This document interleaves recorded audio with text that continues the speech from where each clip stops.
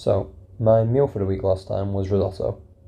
Of course it was banging, because I can do that shit in my sleep, but I paired it with the thinnest, cheapest cuts of steak I could get, like £3 for 300 gram portions, so I rightfully got flamed. Therefore, I'm gonna start a series within a series to learn how to actually do this shit. I spent like a £5 on it, so it won't be a regular thing, and I better not fuck it up, but it gives me a chance to look at the mild reaction for the science.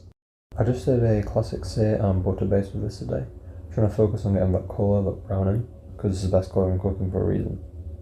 I think I got a bit scared about overcooking such a pricey cook though, but I flipped it a bit too much. Because if you look at the science, that lovely brown comes from the reactions on the surface of the meat. There's a shit ton of chemicals and cascading reactions under the Maillard umbrella, but the main gist is that adding dry heat to sugars and amino acids releases flavour molecules, aromatics, and forms that lovely crust. If we don't get the pan hot enough and don't let enough water evaporate out first, then we boil and steam the meat, giving us that grey mess instead. Again, I could have saved the meat some more after resting, but I really didn't want to overcook my first real steak, because when you grow up in a house full of well-done people, it'll take blue any day. So when the pan was cooled, I chucked in some butter and some aromatics from a cupboard, and basted the meat on low, since I don't have any fancy thermometers to get the correct internal temperature in the oven.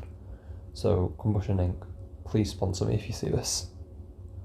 So after resting and slicing, here's our product, with a side of mashed squash and honey mustard glazed steamed broccoli, with a gravy with a bit too much flour and veru. So I had to do voiceover for my review here, because I fumigated the entire flat making this shit. Again, a bit overdone for my palate, but it was really quite good. I was pleasantly surprised and quite proud of my first steak. As a mild reaction episode was a bit lacking, but that boy pops up everywhere I'm cooking, so I'll point him out again, because as we all know, once you go brown, you never frown. Good lord, I'm cringe. Anyway, here's me wrapping it up with a bit of everything, and being so fucking happy with this. CombustionInc, send me that thermometer, and everyone else, kiss your fucking chef.